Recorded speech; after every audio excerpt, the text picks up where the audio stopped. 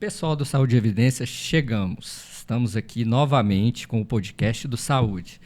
E assim, novidades eu não vou falar porque não vai dar tempo, né, Jeff? Estamos aqui eu, Jeff, o Dr. Diego Dias, que é o nosso convidado.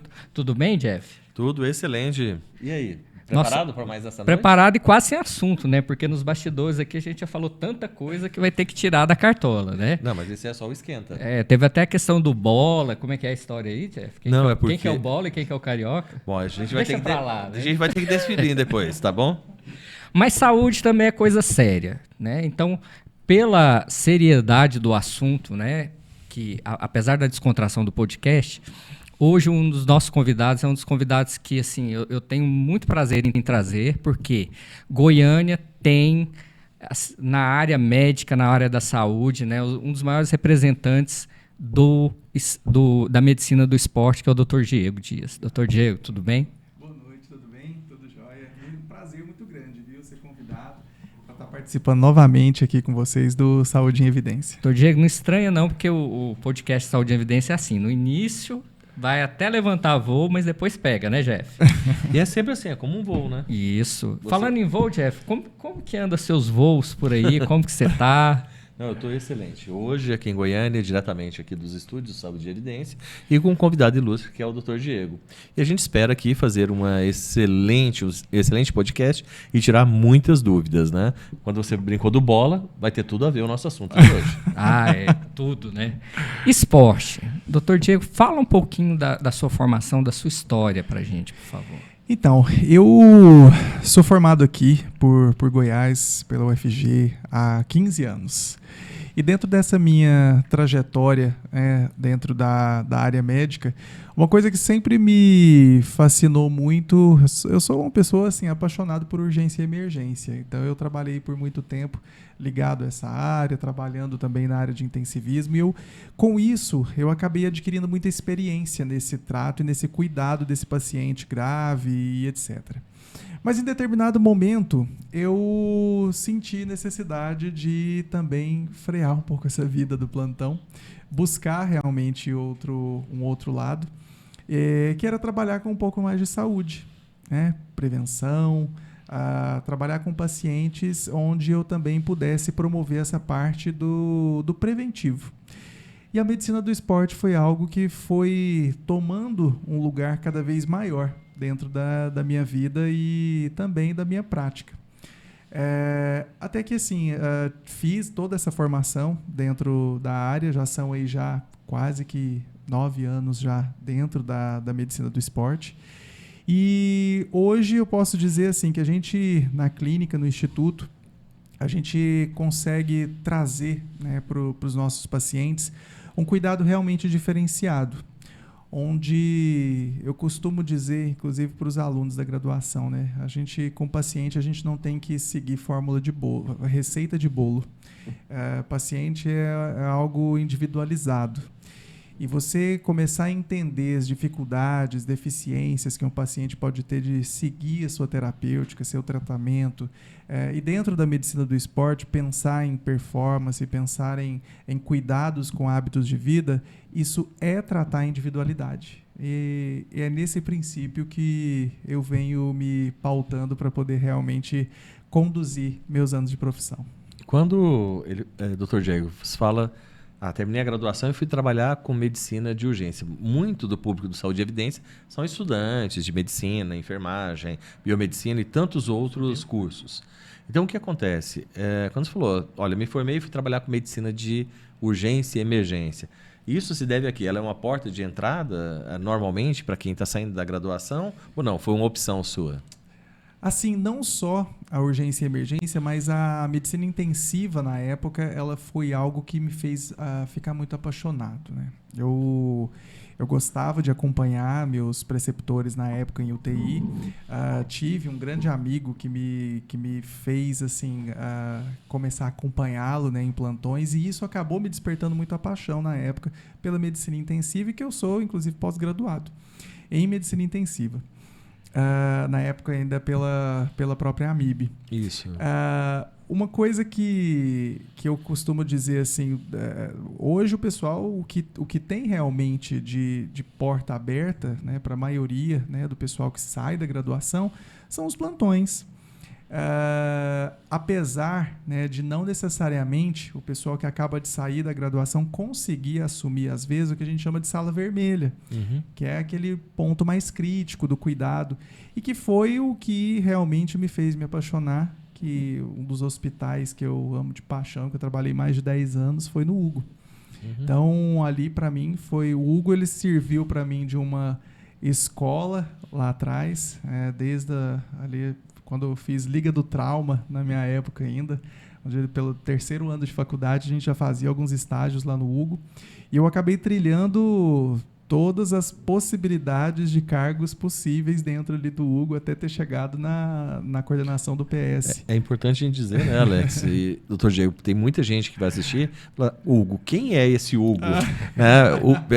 É importante dizer que é o Hospital de Urgência de Goiânia, né? Então, ou seja, se é o Hospital de Urgência, acredito na época que o senhor atuava lá, ele era porta aberta, ou seja... E era o único, né? Ou já tinha o GOL?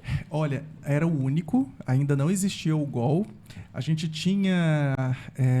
no período em que eu estava na graduação, o Hugo era porta aberta. Que era aquela cena caótica, né? Completamente caótico. O estudante de graduação nessa época, ele fazia muita diferença dentro do processo do atendimento, porque a mão de obra existente era completamente insuficiente. Gente, tem histórias realmente assim do paciente estar na maca, ninguém está vendo que o paciente está parando, e o estudante de graduação aí que identificava aquela situação ali. Então, era uma realidade muito diferente do que os meninos passam hoje, que é tudo muito bem supervisionado, esse cuidado todo em relação ao que o estudante de graduação vai poder fazer, mas era realmente uma situação completamente diferente. Já depois, quando eu já fui fazer a parte de internato, foi quando começou a fechar a porta. Entendi. Então, foi aí que começou essa organização realmente de regulação. Exatamente. Anos depois. É importante falar disso, né, Alex? Porque muita gente, quando a gente fala assim, os termos, na área da saúde, porta aberta, o que é porta aberta? Ou seja, a pessoa se acidentou, ela vai direto para o hospital, ela sozinha pode buscar, ou uma ambulância simplesmente chega lá e entrega sem avisar. Aí quando o sistema de regulação permite o quê? Que o paciente seja direcionado para as unidades de acordo com cada caso. E assim você desafoga muito um hospital central. É aquela cena que muitas vezes as pessoas veem nos filmes, né, americanos, aquele caos instalado, né, do pronto-socorro daquela forma. Hoje o pronto-socorro é um pouco diferente. É uma desorganização organizada, né? Exatamente. Perfeito. E aí veio a medicina do esporte, né? Exatamente. E aí, a gente pode traçar uma relação entre a medicina do esporte e também essa experiência com urgência e emergência, ou não é possível? Eu acho que essa experiência prévia, ela me trouxe uma bagagem de conhecimento muito importante e um cuidado além quando algumas condutas, por exemplo, são tomadas, ou que, por exemplo, dentro da minha área, a gente vê muito coisas da modinha, pessoas que às vezes têm alguns tipos de condutas ou prescrições que eu não sei se por desconhecimento acabam sendo tomadas. Então a gente sabe que hoje existe essa necessidade desse conhecimento até mesmo de cadeiras básicas, para que a gente realmente saiba o que a gente está fazendo, para que a gente realmente entenda um efeito colateral de uma medicação, entender a fisiologia do processo, e assim você realmente tratar o seu paciente integralmente, né? Existe aquela conduta, mas eu sei o porquê que está acontecendo aquilo. Então, eu acho que essa bagagem prévia, ela me trouxe toda essa possibilidade de agregar ainda mais experiência dentro da minha vida médica. Isso eu concordo plenamente contigo, né, Alex? Perfeito. E uma pergunta, doutor Diego. Medicina do esporte. Quando a gente fala medicina do esporte, dá a impressão que está ligado a esporte de alto rendimento, a competição. E não é bem assim, não é isso? Acho que muita gente vai pensar assim, não, é aquele médico na beira do campo, né? Isso. Ou então aquele que cuida daqueles atletas lá. Não é bem assim. Qualquer pessoa pode se beneficiar do médico do esporte. Se eu puder dizer o percentual de atleta realmente assim de alta performance ou atleta de elite que participa do consultório é 1%. Né? Então, no meu consultório eu tenho desde crianças de 12 anos até um senhor de 85. Então, eu tenho essa faixa etária tão variada e, claro, cada um com seu intuito e com seu objetivo. Né? Mas é algo assim que essa variedade, essa diferença de objetivos é que fazem tão interessante, na verdade, essa possibilidade de manejos e o que a gente pode trazer de benefício para esses pacientes. Acho que é interessante. Pode falar, Alex, vai lá. Não, eu ia fazer uma pergunta. Esporte é realmente saúde? Né? Até que ponto o esporte deixa de ser saúde? Essa é uma boa pergunta. O que a gente pode dizer? Tudo que eu busco alta performance, tudo que eu coloco competição, eu não posso considerar como saudável. Esse é o primeiro ponto. Existe algo muito interessante quando o pessoal vira e fala: o CrossFit machuca, o CrossFit lesiona. Lesiona mesmo, provoca lesão mesmo. É competição. Busca de um rendimento além da sua capacidade, a mesma forma como a gente vai dizer dos atletas de elite. Eles são considerados saudáveis? De jeito nenhum, é todo mundo machucado, é lesão para tudo que é lado. Então, se a gente for considerar o que são critérios para a gente ter os benefícios de saúde, vai ser um exercício de intensidade alta por 75 minutos semanais. Beleza. Eu estou fazendo além disso, eu estou buscando outros objetivos. E não estou dizendo aqui que ninguém pode praticar esporte. Tem que fazer mesmo. A gente tem que cuidar, nós temos que dar os cuidados necessários para que você possa praticar o seu esporte da melhor maneira. Vamos fazer uma avaliação pré-início disso? Vamos avaliar do ponto de vista ortopédico como é que você está? Do ponto de vista cardiovascular, está tudo ok para você fazer esse nível de intensidade? Ok, você que é um atleta amador, né? Você gosta ali de praticar seu futebol, você gosta de fazer o seu tênis, o que a gente pode fazer para garantir a sua melhora de performance? O que eu posso promover para você para evitar que você se lesione? Tá aí. Aí o que a gente pode possibilitar. Mesmo porque quando a gente fala de esportes de alto rendimento, o que a gente vê na história, né, do esporte de alto rendimento é que a carreira normalmente é muito curta e em grande parte ela é interrompida por lesões de esforço repetitivo e de altíssima intensidade, né? É isso. Desde região muscular, ligamentos, tendões, músculos, a gente vai ter aí uma série de possibilidades possíveis de lesão, né?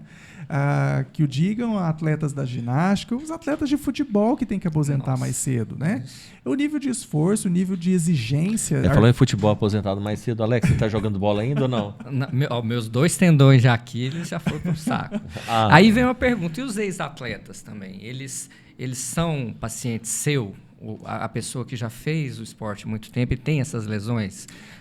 Principalmente quando a gente começou a direcionar bastante o nosso tratamento para lesões no Instituto, esse público passou a ser um público mais presente, né, na clínica. Então, a gente tem ex-atletas de futebol, ex-atletas de natação, e um esporte que hoje, gente, ele assim, é o mais praticado no mundo, atletas de corrida, que hoje mesmo assim estão praticando, o pessoal está ficando, mesmo com idades mais avançadas, estão conseguindo correr, mas que precisam ter condição. Porque começa a ter um problema no tendão calcâneo, começa a ter uma fascite plantar, começa a ter uma dor no quadril. E aí? Vou parar de fazer exercício? Nossa, parece que ele está me descrevendo, Alex. Está acontecendo comigo. Eu vou sair daqui deprimido desse podcast. Vai não, Jeff. Você vai sair daqui e fazer uma consulta com o doutor inicial. Porque então tá certo. Aí sim a gente vai te dar essa condição boa de você poder praticar com excelência. Porque aí a gente vai tratar... É isso que eu costumo dizer. O paciente chega no consultório, o que é uma das principais coisas que eu tenho que saber? Você está com dor? Você tem dor na execução de algum movimento ou de algum exercício? Tenho. A partir dali, essa consulta ela precisa ser direcionada de uma maneira diferente. Porque como eu vou exigir dessa pessoa o mínimo de exercício físico para garantir esses bons hábitos, seja para ela ganhar massa muscular, seja para ele conseguir uma manutenção de peso corporal, como é que eu vou fazer isso se eu não consigo possibilitar para ele essa condição de treinamento?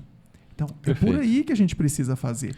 Então a gente pode colocar a medicina do esporte como uma medicina muito mais ampla do que aquilo que normalmente as pessoas pensam. Porque quando a gente fala medicina do esporte, acho que vem no inconsciente coletivo, né, Alex? Não, é o médico que cuida do atleta, enfim. Mas não, na verdade, é a medicina aplicada a exercício com uma busca específica de qualidade de vida. A gente poderia resumir mais ou menos assim? Exatamente, eu acho que é uma conceituação perfeita, onde a gente vai estar em busca justamente disso, né? Dessa qualidade de vida, desses bons hábitos, focados sempre no movimento e no exercício. E eu vejo, tem pessoas que têm até medo de iniciar um esporte, né? A pessoa sente uma dor aqui, ou então vê nas redes sociais pessoas que tiveram Eu conheço um amigo assim, de vez em quando ele dá umas dores assim, sabe? Não vou nem dizer quem é, mas ele de vez em quando aparece. É o doutor. Não, era só para saber. Então, Tá certo. só para você dizer, para evitar esses problemas, e eu não disse quem é. Eu acabei me entregando, então. Então você vai tá, doutor. Tem um amigo meu... Isso. Um amigo meu que ele sente muitas dores, né? E tem medo, às vezes, de fazer uma lesão. Porque a maioria dos atletas de final de semana, os atletas do dia a dia, ali trabalham no outro dia. Né? O que ele deve fazer justamente para evitar esse tipo de coisa? Ele precisa ter esse medo mesmo de iniciar, né? Porque muitas vezes a pessoa vai iniciar uma rotina, ela cuida da qual parte? Mais da cardiológica. Vai lá, faz um exame cardíaco, mas e o resto? Né? Esse cuidado com a parte ortopédica é fundamental, mas é aí que entra. O que às vezes as pessoas elas já querem fazer? Não, eu agora decidi, eu já vou correr agora 5 km. Já começo logo desse jeito. Como se fosse fácil, né? E a gente precisa entender que o nosso corpo, se ele já está tanto tempo parado, eu preciso começar a trabalhar uma graduação de intensidade, eu preciso começar a ter fortalecimentos específicos, eu preciso entender qual o nível de desequilíbrio muscular que eu apresento entre a cadeia de um lado e de outro, para que eu não possa desenvolver uma sobrecarga maior sobre uma musculatura ou articulação de um determinado lado corporal. Isso é importantíssimo. Exatamente. A partir do momento que a gente toma ciência disso tudo, a gente precisa começar a montar um planejamento. Como vai ser esse planejamento? Eu vou ter que colocar, incluindo dentro da estratégia, adoro praticar futebol, adoro praticar tênis, mas você vai ter que fazer uma musculação. Sim, tem que fazer a musculação, porque a gente precisa de um fortalecimento específico aqui. Pode ser que você vai precisar de fisioterapia. Sim, tem que ganhar mobilidade. Está totalmente duro, enrijecido, não consegue ter nenhum nível de alongamento suficiente, vai lesionar. Então, são esses os cuidados que a gente pode possibilitar para o paciente. E perceba que não dá para fazer sozinho. Eu preciso de um físio, eu preciso de um nutricionista, eu preciso, às vezes, de uma psicóloga. Né? Então, é muito multidisciplinar esse trabalho. É muito legal ouvir isso, né, Alex? Porque muitas vezes as pessoas imaginam que o médico trabalha sozinho. Aquela velha ideia que nós tínhamos, né, dos cuidados de saúde estarem concentrados num único profissional.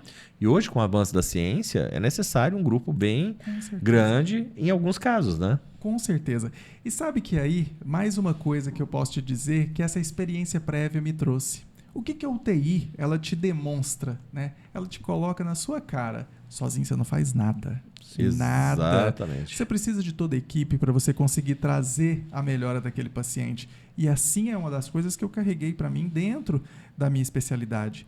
Hoje, sozinho, eu não consigo fazer nada ali no Instituto. Vai desde o cuidado da minha secretária, que tem que fazer o atendimento de uma maneira correta, a aplicação dos termos, o agendamento, até o momento onde eu vou entregar para esse paciente a conduta dele. Então, a gente realmente precisa de todo esse corpo de pessoas. Minha área também, ela depende de muita gente, né? Que é a cirurgia cardiovascular, então, terapia intensiva. E a gente vê muito isso. E muitas vezes a população ela não entende que o processo de restabelecimento da saúde, a gente tem muitos atores, cada um com o seu momento específico de protagonismo, né? Assim como é na medicina do esporte. ele falando aqui me lembrou, né, alguns esportes, né, que hoje nem sempre é considerado, por alguns não é considerado esporte, mas a carreira pode ser bem longeva, né? E que um grande esportista, muitas vezes, ele não consegue ter uma carreira muito longa justamente pelos hábitos. Aí eu me refiro ao automobilismo, né? Nós tivemos alguns atletas do automobilismo que eram brilhantes, mas não faziam exercício, e eles foram suplantados por pessoas que começaram a ter uma rotina de exercício, enfim, cuidado cardiológico, postural, de musculação, para suportar um esporte que não existe tanto do corpo, comparado ao futebol e outros, mas que exige de um preparo físico adequado para ele ter uma condição melhor. Até pelo próprio tensionamento, às vezes, que o força G. pessoal tem que ter, né, durante as manobras. E O próprio Senna foi um exemplo desse atleta, né? Acho que ele foi um dos primeiros a visionar isso. Exatamente. Né? Ao contrário do James Hunt, lá, aquele inglês da década de 70, que Só era só bebedeira. bebedeira e briga e cachaça. Resultado da carreira era brilhante, mas a carreira foi muito curta. Uma cena muito interessante desse filme que teve realmente do Senna e que mostra muito bem isso é as dores musculares que ele sentiu, de tamanho tensionamento que ele apresentou.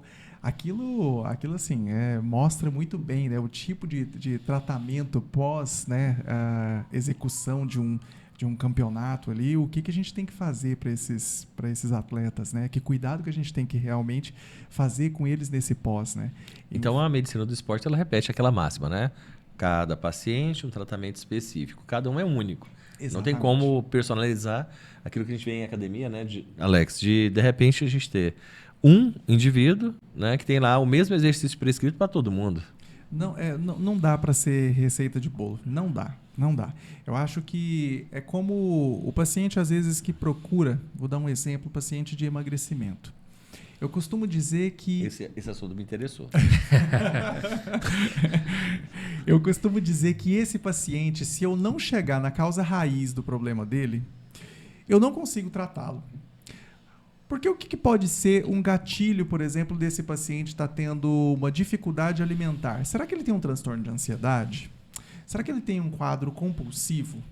Será que, na verdade, ele tem uma alteração metabólica que leva ele a realmente ter uma dificuldade de perda de peso? Será que é só mudança de hábito e a gente colocar para ele o exercício físico? Será que ele sabe realmente se alimentar, mas tem essa dificuldade? Gente, então, é muita coisa. Não se resume a uma única estratégia. Eu tenho estratégia medicamentosa, eu tenho estratégia que você vai ter que ter uma conversa mínima de entendimento, talvez, com esse paciente. E isso vai mudar tudo. Tem um exemplo de uma paciente fantástica. A gente tem um carinho enorme por ela. Ela tem 71 anos. Nunca tinha ido numa consulta para essa parte de emagrecimento. Numa conversa da equipe, do nosso nutricionista, com ela já começou a compreender melhor. E até não tinha interesse nenhum de usar medicação. Essa senhora já conseguiu perder 7 quilos já, em mais ou menos aí uns 3 meses de estratégia, só com mudança alimentar e prática de exercícios físicos. Olha só, 71 anos, né? Então, uma mera orientação pode começar a fazer aí uma mudança realmente dos próximos anos de vida dessa pessoa, né? Com certeza. Com certeza. E a questão medicamentosa, que o senhor falou que é um tema bastante sensível. Hoje a gente vive a síndrome do espelho, né? As pessoas vivem muito para a beleza e pouco para a saúde, na maioria dos casos. A gente tem as redes sociais, que, na minha opinião, são importantes. Acho que a gente tem que procurar conteúdo de qualidade, mas tem aquele outro lado, né? Como tudo na vida, que não é. A questão de medicamento, os adolescentes, os jovens que estão procurando agora certos medicamentos para melhorar o físico, melhorar a performance atlética, né? Se espelhando muito hoje no fisiculturismo. O Rafa estava fazendo ali para mim, fala do fisiculturismo. E tá de volta à moda, né? Na minha época teve um boom, depois caiu esse padrão de estética. Lembra, Alex? E você hoje, tinha um pôster, né? Assim, do nunca tive Schwarzenegger. pôster de Schwarzenegger. Não, só para saber. Era do Rambo. Rambo 3. do Rambo. Ok, só para saber. E aí, hoje a gente tem, eu vejo, né, mapeio isso como farmacêutico, uma procura muito grande por medicamentos sem nenhuma orientação. tem um perfil de uso de certos medicamentos, que a gente fala como anabolizante ou outros potencializadores, ou não? Não tem um perfil seguro para isso? Na verdade, assim, hoje, o que é a definição que o próprio CFM coloca para a gente? Utilização para finalidades estéticas, isso é completamente fora do que seria uma atuação médica, para a gente colocar. Existem indicações de quando a gente pode colocar essa medicação? Sim, a gente tem terapias de reposição. Agora, o grande problema hoje é que chega ao primeiro sinal de um exame de laboratório com uma testosterona em valor limítrofe ou baixo, o pessoal já está prescrevendo como reposição hormonal para aquele paciente que, seja porque ele está, na verdade, sedentário e obeso, ou por alguma outra alteração realmente de baixa de zinco, algumas coisas assim que são básicas, que a gente, a princípio, eu preciso tentar colocar mudanças comportamentais, estimular esse paciente a perder um pouco de peso, começar a prática de exercícios físicos. A própria prática do exercício físico pode estimular essa elevação da testosterona. A gente voltando... Isso vale para ambos os sexos, né? Ou não? Na mulher, a gente não vai ter uma preocupação em relação à testosterona dessa maneira. Eu disse isso porque a gente está vendo com mais frequência prescrição de testosterona para mulheres, né? Não existe reposição de testosterona para mulher, não é isso? Para começar, as dosagens de testosterona não foram feitas para valores tão baixos como o do público feminino. Uhum. Então, a gente não tem um resultado fidedigno naquele tipo de amostra, naquele tipo de resultado. Então, para eu, baseado num resultado de exame de laboratório, dizendo que a testo de uma mulher está baixa, eu fazer indicação de reposição, está errado. Está errado. Já começa por aí. Agora, existe uma indicação para a gente fazer reposição de testo na mulher? Sim, mas a gente não tem nível de evidência alto e isso também não é algo que está em nenhum tipo de guideline, que é síndrome de libido hipoativo. Para síndrome de libido hipoativo, sim, a gente tem essa certa orientação de poder ser utilizado. Agora, a questão do libido feminino, principalmente, ela está envolvida com uma série de coisas. Não é só testosterona que vai trazer esse benefício. E muitas vezes as pacientes elas não são informadas do malefício. Elas trazem como algo assim, nossa, é vida, libido, você vai ter um rendimento melhor, mas esquecem de passar. Alteração de cabelo, acne. Até porque essas informações vêm do colega, de alguém da academia, e geralmente quando passa, nunca passa, só passa o lado bom, né? Nunca passa o lado ruim. E a gente tem uma coisa, pessoal, que assim, a quantidade de hormônios utilizados hoje, a gente só conhece menos de 10%. Que é o que o pessoal tem que a gente sabe que está ali prescrito. O que está vindo do mercado clandestino é muito maior. É muito maior. E a incidência hoje do que a gente vê, por exemplo, de episódios, né, de tromboembolismo, insuficiência cardíaca, insuficiência renal, que estão vindo por conta da utilização dessas medicações, é muito preocupante. Tem duas coisas que me chamam muito a atenção quando a gente fala desse tema. Que, primeiro, quando se fala em fazer o uso de esteroides anabolizantes, vou crescer a musculatura. Tem um detalhe que fica até de alerta, né, Alex e Dr. Diego? O esteroide ele auxilia no crescimento do músculo. Sim. Só que existe um probleminha. Existe um músculo interno chamado coração, que também cresce. O problema é que o coração cresce para fora e para dentro. E aí você tem pacientes extremamente jovens com um coração muito comprometido. A gente vai ter esse problema da insuficiência cardíaca que ainda pode ser potencializada por um paciente que está hipertenso, não sabe que está hipertenso, e essa hipertensão vai ser ainda um fator, né, de causa, de origem, para pior ainda maior dessa insuficiência cardíaca. Hoje, gente, a beleza, né, o corpo maravilhoso, aquilo é o que está na rede social. Esses caras que estão nessa utilização de tantas medicações, a parte, né, de um pouquinho mais adiante, onde ele precisa ir para hemodiálise, onde ele precisa realmente estar acompanhando com o cardiologista ali mês a mês, porque ele desenvolveu uma insuficiência cardíaca, isso ninguém quer mostrar e ninguém quer postar. Tem um trabalho que eu li recentemente mostrando a relação da explosão nos últimos 10 anos de casos de hipotiroidismo. Aí o trabalho ele faz uma reflexão muito interessante, que é o uso indiscriminado, né, da levotiroxina. Que as pessoas tomam para emagrecer e tomam durante muito tempo. Só que isso pode ter um efeito muito grave, que é o quê? O corpo entender que você não tem a necessidade de produzir um hormônio que estimule aquilo. E aí você começa a ter aqueles efeitos da pessoa ter um corpo considerado, né, por alguns perfeito, e depois de um tempo ela tem todos os malefícios do hipotiroidismo. E uma estratégia muito perigosa, porque a levotiroxina em doses elevadas, ela pode trazer arritmias, fora que a gente vai ter, apesar de aumentar o metabolismo e com isso o que a gente fala de lipólise, que é a quebra de gordura, a gente vai ter também um efeito muito, muito prejudicial na massa muscular. Essa paciente vai perder massa muscular, porque é catabólico, é um hormônio catabólico. Então, do mesmo jeito que eu estou quebrando lipídio, eu estou quebrando gordura, eu também vou quebrar músculo. E aí o rim sofre mais ainda. Essa alteração renal, muitas vezes, assim, quando a gente fala ligado à testosterona, ela vai vir principalmente por conta dessa alteração da hipertensão. A hipertensão, porque a hipertensão é silencioso, gente. A gente tem que lembrar a incidência. Qual que é a maior causa de insuficiência renal no Brasil? É por conta de hipertensão. Nós diferente dos americanos, a nossa principal causa é a hipertensão, não é o diabetes.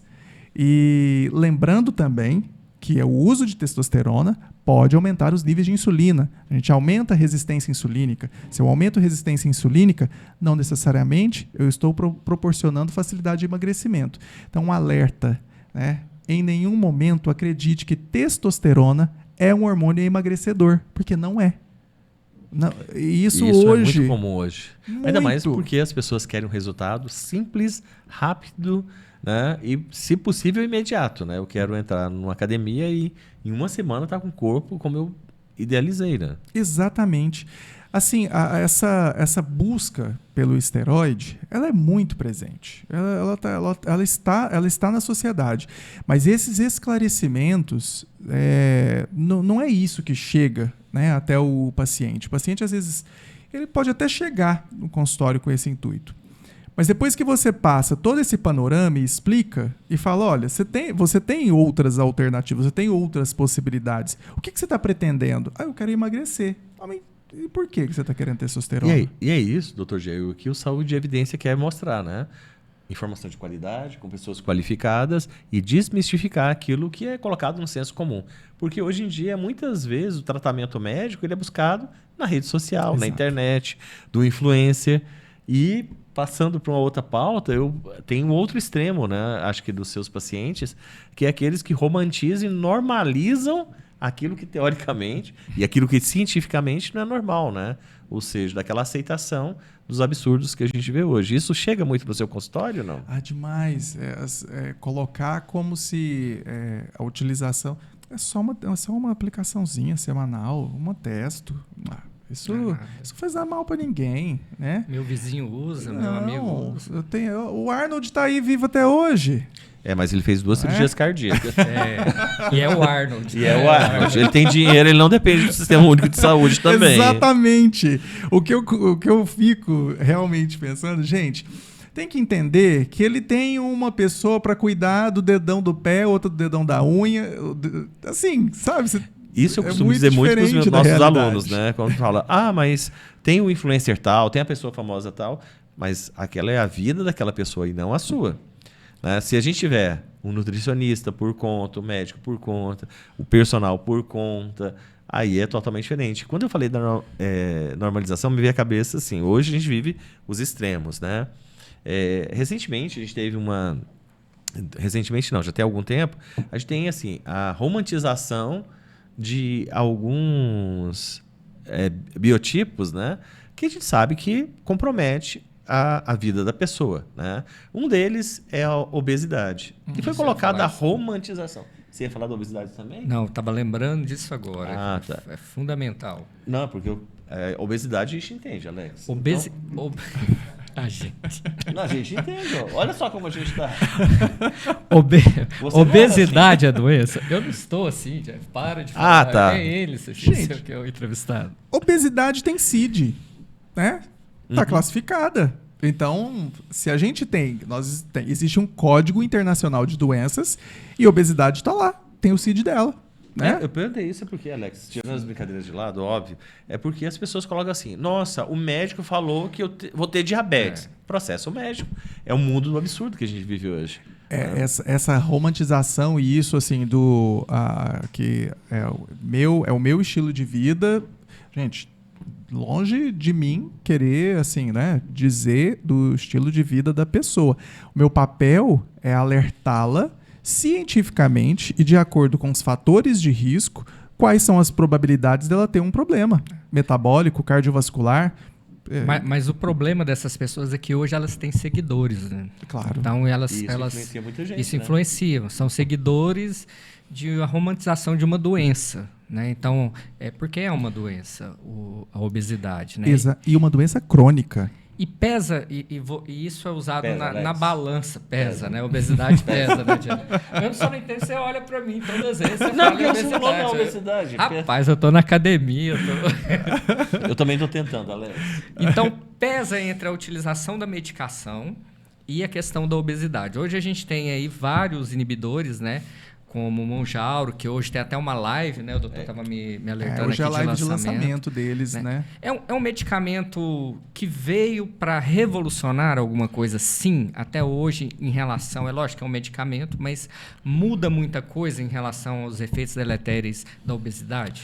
Gente, se nós formos olhar, né, o histórico de tratamento do que se tinha antes para a obesidade, o que a gente está tendo hoje de realidade...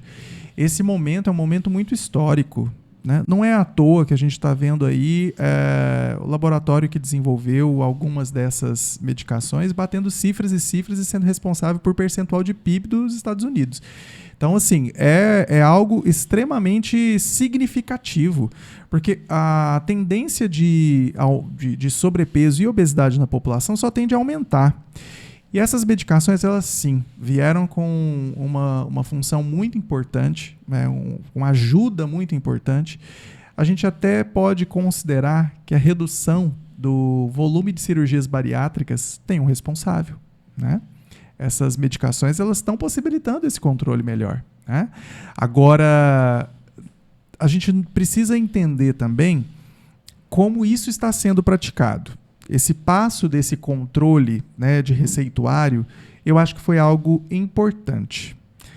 Pode ser questionado, mas eu acho que assim, as pessoas, a partir do momento que começam a usar uma medicação, estão usando uma medicação que hoje tem sido, sim, responsável por internações. O paciente obstipa, fica aí vários dias sem evacuação, ou vai começar a ter vômitos incoercíveis por conta de dose alta de medicação. Então, a gente tem complicações. Então, a pessoa precisa, né, ter a orientação adequada em relação à dose, como ela maneja isso, o que a gente vai colocar junto com a alimentação. Porque tem algumas coisas que podem começar a queimar a medicação. É o tal do rebote do Ozempic. Não existe o rebote do Ozempic. Existe que a pessoa, durante o processo... Mas explica pra gente, eu já tinha ouvido falar de cabeça de Ozempic. Né? Quase tudo de Ozempic hoje em dia. Não olha pra mim, não. Orelha de Ozempic. Já fiz redução de cabeça, já. Por quê? Esse rebote, o pessoal costuma dizer enquanto está usando, beleza, parei de usar, engordei tudo, engordei até o dobro. Seria mais ou menos como o antigo efeito sanfona. Mas o que está acontecendo? A gente tem uma medicação que ela foi desenvolvida para que a gente comece a fazer um controle, né? O que realmente é efetivo para emagrecer? Todos nós sabemos. Se a gente começar a se alimentar melhor, fazer exercício físico, a gente não vai todo mundo emagrecer? Percentualmente, vão ser menos de 5% que vão conseguir fazer isso sozinho. E tem o terceiro pilar, realmente, sono. Sono. Então são os 3 pilares. O sono é muito importante. Que hoje a gente tem uma dificuldade, desculpa, doutor, mas hoje muita gente relata a dificuldade que as pessoas têm de desligar, descansar. O sono, ele pode trazer para nós essa deficiência de sono, estados ansiosos, estados compulsivos. Eu posso começar, hormonalmente, o meu ambiente interno ele não está tão ideal para poder ajudar nesse metabolismo de gordura, né?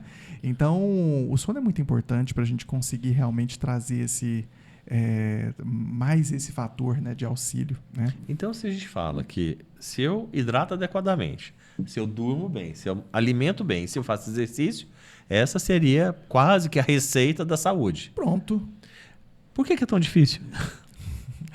A gente tem muitos fatores envolvidos, né? A gente tem muitas pedras pelo caminho que a gente não consegue realmente, às vezes, Alex, aí entra manter. na farmácia. Porque é antinatural, né? O nosso corpo tende ao repouso, não é isso, doutor? A gente, na verdade, assim, Ele tende a economizar energia. Eu posso estar num desequilíbrio emocional e esse desequilíbrio emocional me faz querer comer mais, né? Eu posso usar isso como uma ferramenta de autopunição. Eu posso usar isso, eu tenho talvez um transtorno compulsivo e eu uso a comida. Por isso que na sua clínica, como o senhor disse, na nossa conversa até prévia, a sua clínica ela não é formada apenas de médicos. Você tem um corpo de especialistas para tentar auxiliar o paciente de forma integral, né? Eu preciso dessas outras pessoas. Muitas vezes, e é essa conversa que vai me ajudar a entender. Então, não é chegar e me dar entregar para o paciente já aquela receita toda pronta ali, vai lá, manipula isso aqui e começa a usar. Não é assim. Assim eu não vou conseguir tratar ele não vai manter 1 ano o peso dele, né? Se eu quero realmente promover saúde para esse paciente, eu posso lançar mão das medicações, mas eu preciso trabalhar os hábitos. E é aí que a medicina do esporte me coloca uma possibilidade melhor, onde eu vou estimular esse exercício. Como ele vai praticar esse exercício? A alimentação, gente, é difícil da gente, às vezes, seguir ali a coisinha certa. A gente sabe. Final de semana tá aí, é complicado, né? Então, mas se eu estou mantendo minha prática de exercícios físicos, começo a melhorar a minha alimentação, esse somatório vai trazendo uma ajuda nesse estado de boa saúde, né? Na busca.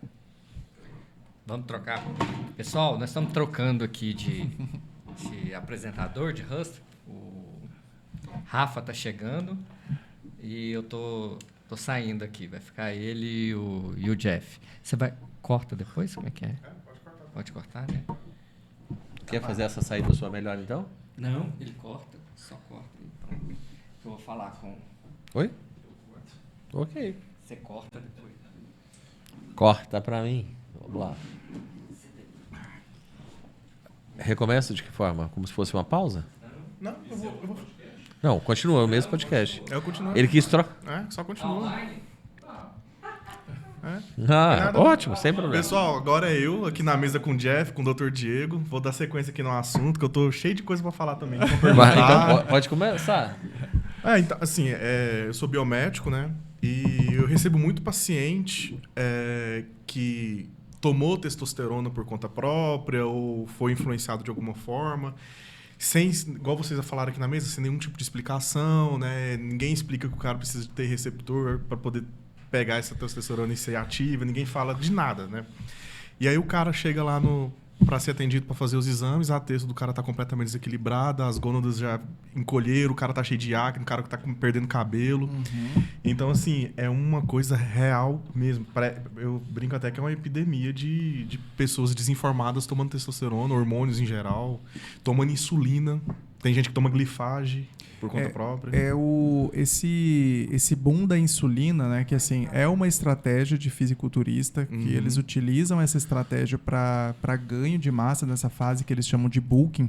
É o momento onde eles fazem a utilização da insulina como estratégia anabólica, e isso tá se tornando uma proporção maior e está virando realmente um problema de saúde pública, porque é uma das coisas que matam. Né? Se tem uma coisa que pode realmente também matar, é essa utilização de insulina como estratégia. Muito cuidado com isso, porque fazer um episódio de hipoglicemia E isso levar é uma das causas de parada cardíaca, gente. Mesmo porque as dosagens, né, para um leigo, ele olha assim, nossa, é muito pouquinho, né? Mas a gente está falando de unidades, né? De repente tem uma pessoa que já está com os níveis baixos, ela fizer uso, dependendo, logicamente, do peso, da massa dela, 10 unidades é suficiente para levar a pessoa para uma condição muito, muito grave. São estratégias que são utilizadas que, assim, é bem assustador mesmo a maneira como isso é desenvolvido. Para entender isso, Jeff, eu até tive que... a gente precisa adentrar nesse mundo underground realmente para compreender. Existem alguns livros de alguns fisiculturistas que estão aí no mercado para a gente poder ter essa compreensão. E a forma como eles colocam e explicam isso é surreal, assim. Perigoso porque demais. Não existe uma ciência muito bem, mas é aquela coisa assim, ó, você começou a ter isso, você usa isso. Aí você começou a ter isso, você usa isso. É completamente experimental. O cara viveu aquilo na vida e pronto, transforma no método. E faz aquilo ali, faz aquilo ali. Ok, produzem corpos, mas a custo de quê? Beleza. Quando para de tomar também, né, Jeff? O cara não consegue ter mais acesso, ou por algum motivo para de tomar, tudo definha, né? E fora uma coisa, gente, que existe uma droga, uma dessas medicações, que se chama trembolona. A famosa trembo. Trembolona... Conhece, né? Não, só pra de longe. Ok. De longe. É preciso muito cuidado com isso. Isso gera alterações psiquiátricas muito significativas, gente. Muito. Muitos casos de agressão, muitos casos de marido que bate na esposa, pessoas agressivas no trânsito. Existe muita causa provocada por essa trembolona, viu? Muita. Eu vejo. E ela é conseguida com muita facilidade, né? Mercado clandestino. Sim. Eu vi, assim, eu não sei até onde é realmente científico, mas eu vi pessoas falando que hoje no que circula de hormônio na mão do pessoal é 90% clandestino. Exatamente. Para até mais. Mas exatamente. Né? Hoje a gente tem conhecimento dessa utilização só de 10% do que é utilizado. 90% está no mercado underground, está no tráfico. Né? O pessoal também gosta muito do Hemogenin. O pessoal e toma assim com suas balinhas. Rafael, estou impressionado nos seus conhecimentos dessa área. Como eu disse, eu biomédico recebo meus pacientes lá. Não, claro. Todos. Nossa, e eu fico preocupado porque é uns meninos novos, sabe? Já com todos os colaterais visíveis, assim. Então, assim, é muito preocupante. Mas isso eu acho que vai, doutor, no efeito que nós colocamos, né?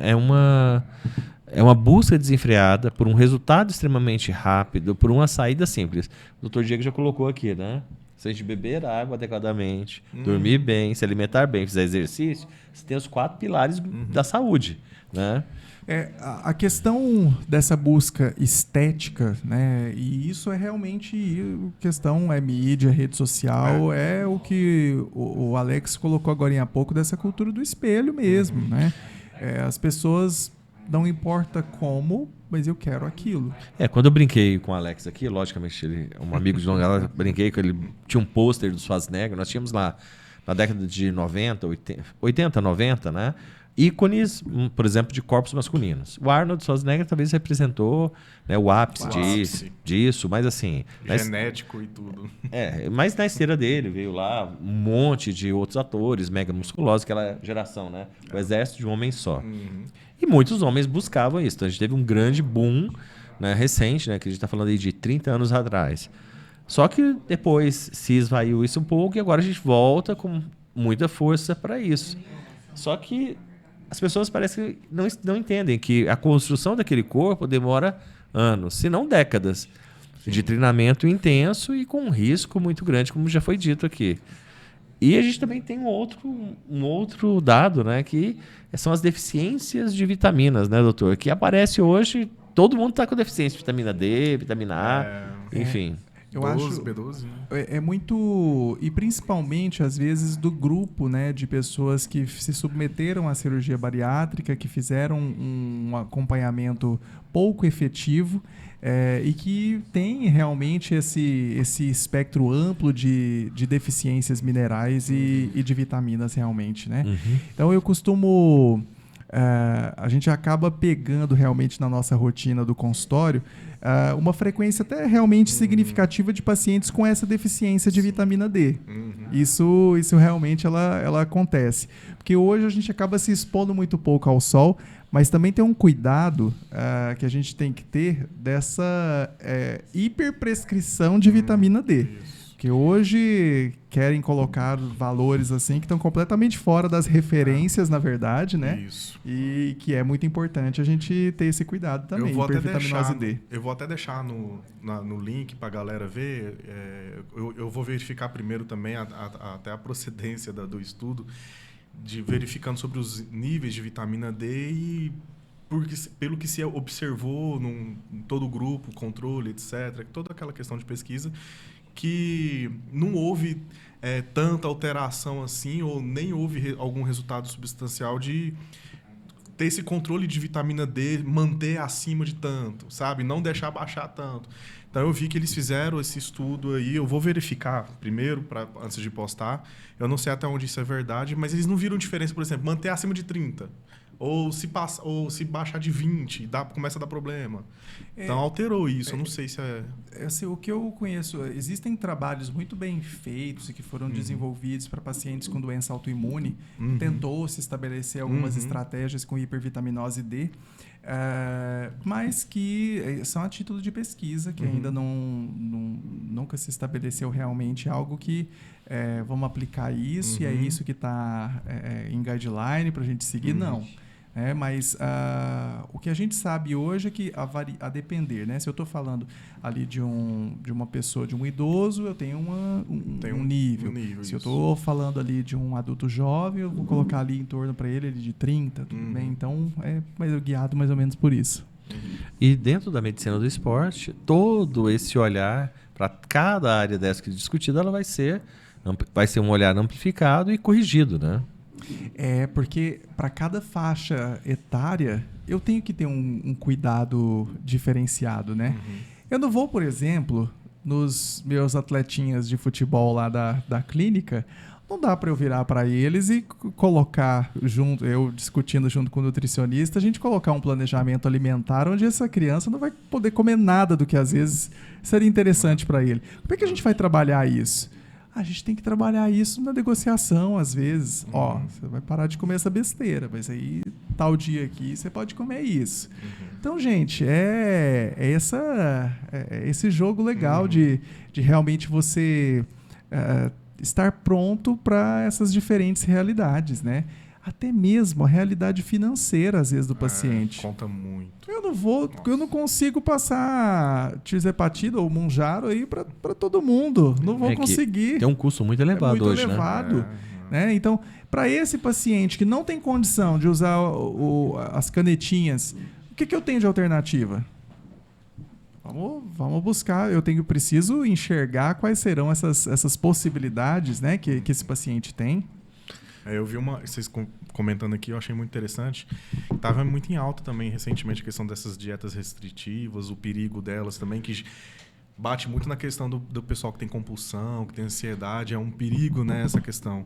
Como é que vocês lidam com isso lá com os pacientes? Principalmente essas dietas de modinha, né, com jejum extremamente prolongado, carbofobia, né, onde a gente coloca essas dietas low carb. São estratégias que definitivamente a gente está produzindo potenciais pessoas com distúrbios alimentares.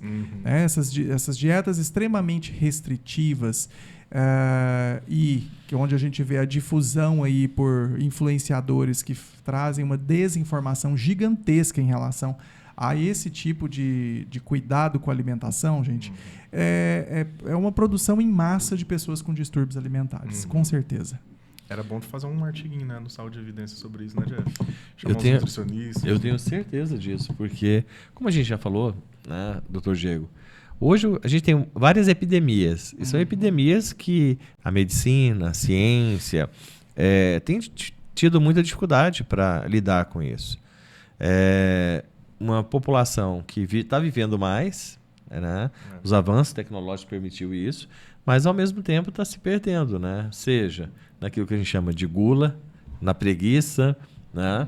E na ansiedade. Eu acho que talvez esses sejam males muito frequentes.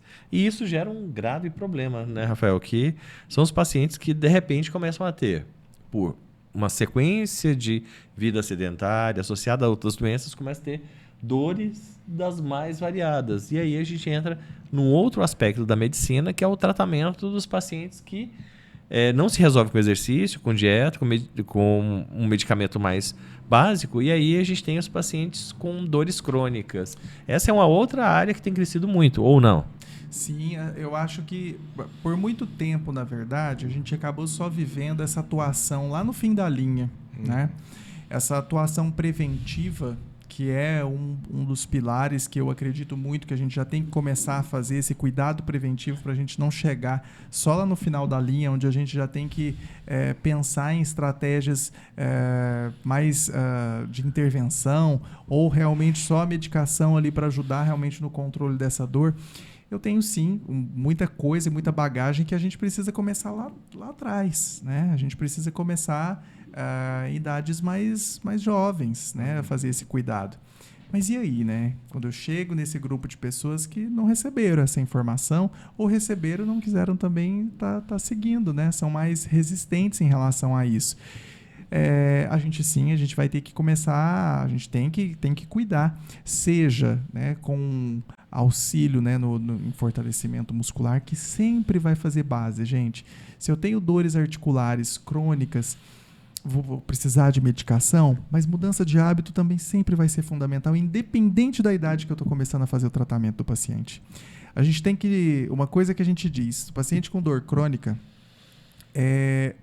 o médico não vai fazer o milagre dele. A boa notícia dele é que tem controle. Mas talvez a má notícia para ele é que a maior parte do tratamento vai ser ele que vai fazer. Não tem como fugir da academia. Não vai ter como fugir dessa mudança de hábito. Seja para controlar o peso, seja para a gente começar a ganhar o fortalecimento. Porque se a gente pensar que uma artrose de joelho, uma dor que está acontecendo ali no tornozelo, uma lombalgia, uma dor na coluna, se eu faço uma redução de peso corporal, eu vou ajudar a minimizar a sobrecarga sobre aquela articulação. Sim. Então, consequentemente, se eu faço uma estratégia de controle alimentar e estimulo a prática de exercícios físicos, eu vou conseguir ajudar no controle dessa dor.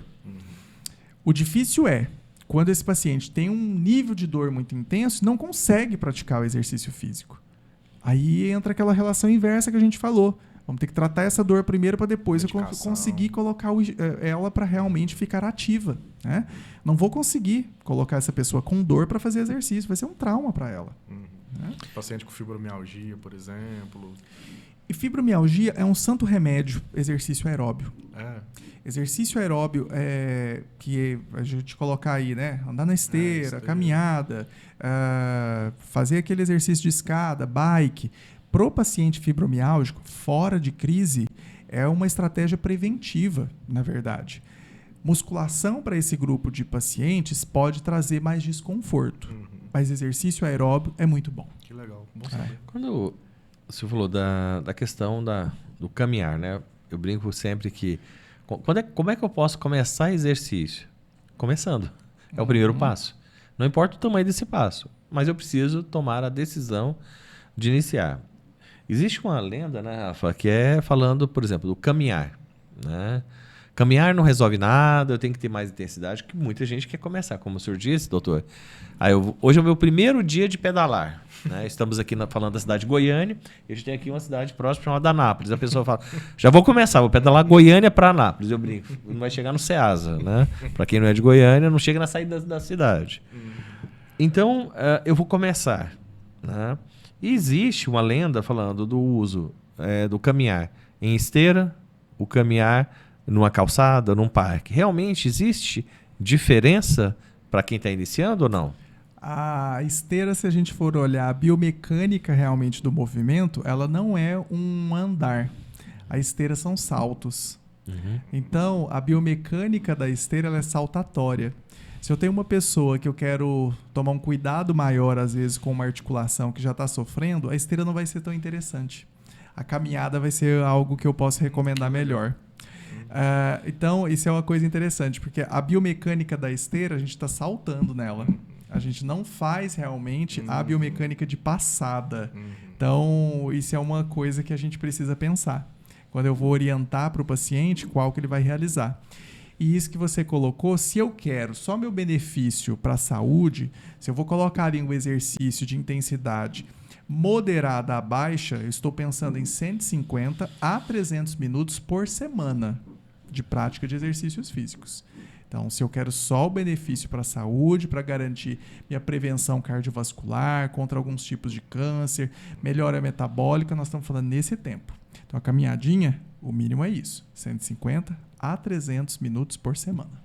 O que, traduzindo para o pessoal, daria uma média de... Dividindo aí em 5 dias, né? Se eu colocar uma baixa intensidade, eu estou falando aí de 30 a 60 minutos por dia. De segunda a sexta-feira. Quase todo mundo tem uma horinha para investir, né? Pronto. Por semana. E no gasto calórico, o correr e o andar no mesmo tempo, no final das contas, não vai ser tão diferente assim, né? Sempre a gente tem que ir tentando incrementar e modificar esse nível de intensidade. Se eu consigo só ir dando passinhos mais lentos, porque o nível de intensidade a gente vai classificar de acordo com a frequência cardíaca que eu vou bater em relação ao meu máximo, né? Se o meu nível de intensidade que eu tolero é muito baixo no início do exercício, no início, né, dessa prática de mudança de hábitos, eu começo naquilo. Progressivamente a gente vai aumentando esse nível de intensidade. É importante que a gente faça isso, porque para eu gerar alterações cardíacas, cardiovasculares, né, pulmonares interessantes, eu preciso ir modificando o nível de intensidade do meu treinamento para eu ir ganhando cada vez mais condicionamento. Muito interessante, né, Jeff? Demais. E quando a gente fala de medicina do esporte, medicina da dor, são temas que no inconsciente coletivo as pessoas têm uma imagem mais ou menos formada. Mas hoje acho que a gente conseguiu esclarecer muita coisa aqui, né? Com certeza. Eu mesmo, quando estava ali só observando, eu ficava, nossa, várias ideias. Porque assim, Eu acho que o Alex saiu daqui, pessoal, até mesmo para se matricular na academia. Eu estou preocupado. Foi tão efetivo que o Alex saiu. Eu tava doido porque, assim, para entrar, porque eu passo por esse processo de emagrecimento e já sofro muito com o efeito sanfona, etc. Tenho dor. Não é a canelite, não, mas é um desequilíbrio muscular na perna que, se eu parar de fazer exercício, eu começo a sentir dor só de andar daqui até ali. Então, eu vivo isso, sabe? Então, a questão de dieta, de compulsão, eu tenho que lidar com isso há muito tempo na minha vida. Então, esse papo aqui, eu acredito, como foi para mim esclarecedor, eu acredito que está sendo para muita gente que vai assistir, né, Jeff? Perfeito. E eu acredito muito que a vinda do Dr. Diego aqui vai ajudar muita gente que vai ver esse vídeo, a auxiliar de forma correta, pessoal. E, se quiserem, né, obviamente, o Dr. Diego está à disposição. Seria bom o Dr. Diego falar assim, onde ele atende, qual é a clínica dele, redes enfim. Sociais. Redes sociais, para a gente deixar aqui, né, no sistema. Pode falar para essa câmera. Vamos aqui, lá. doutor. Pessoal, então eu atendo no instituto que leva meu nome, Instituto Diego Dias, fica no setor Bueno, na rua T55. No edifício Walk Bueno. E quem quiser, né, seguir nas redes sociais é o @Dr. Diego Dias Esporte, tá? Por lá vocês podem estar me seguindo, que a gente coloca aí conteúdos sempre muito esclarecedores para poder estar continuando aí esse contato com vocês. Tem atendimento online, doutor? Qualquer pessoa que estiver em qualquer lugar do Brasil? Online também, tá? A gente consegue fazer por telemedicina também os atendimentos, principalmente na parte de medicina do esporte, né? Onde a gente consegue fazer esse tipo de avaliação. Tem pacientes que são de outros estados e até de fora do país que a gente consegue também tá cuidando. Que bom, pessoal. Aqui, mais um episódio do Saúde e Evidência. Vocês ficam atentos às redes sociais do Saúde também. Isso aí, pessoal. Vocês ficam atentos às redes sociais do Saúde e Evidência, que a gente vai estar atualizando lá os perfis de todo mundo, os artigos citados sobre os temas que nós colocamos aqui na mesa. No direct, vocês podem estar mandando a dúvida de vocês. A gente vai fazer o possível para ler a maioria, tirar a dúvida com o doutor também. E tem uma equipe que vai comentem bastante aqui no vídeo. Vai ter uma equipe lá respondendo. Com certeza, vai estar assessorando vocês. Show de bola. O site do Saúde logo vai estar atualizadinho, cheio de artigos, cheio de colunistas lá, atualizando com várias novidades, com os assuntos do momento, com os assuntos da moda ali. Isso aí, show de bola. Checando as notícias também para ver se é fake news ou não. A gente vai ter esses quadros. Vai ter bastante coisa legal daqui para frente, né, Jeff? É isso aí. Muito bem, Rafa. E é contigo agora. Agora vamos... eu vou estar colocando também, nós vamos fazer a agenda do Saúde em Evidência, né? Muito então, bom, nós vamos colocar lá, vamos postar nas nossas redes sociais os próximos convidados, horário, para vocês ficarem inteirados conosco, né? Então, assim, pessoal, muito obrigado. Obrigado, doutor, por essa oportunidade. É muito bom te conhecer. Eu que agradeço, pessoal, pela oportunidade. Jeffão, muito bom estar com você, como sempre. Obrigado. Eu que agradeço mais uma vez estarmos juntos aqui no Saúde e Evidência. E fiquem ligados, tá? Novidade aqui não para. Saúde sempre. Obrigado, pessoal. Até. Vamos fazer uma chamadinha dele. Aí eu não sei se é melhor fazer com ele sentado mesmo, ou falando para essa câmera, ou se é no celular.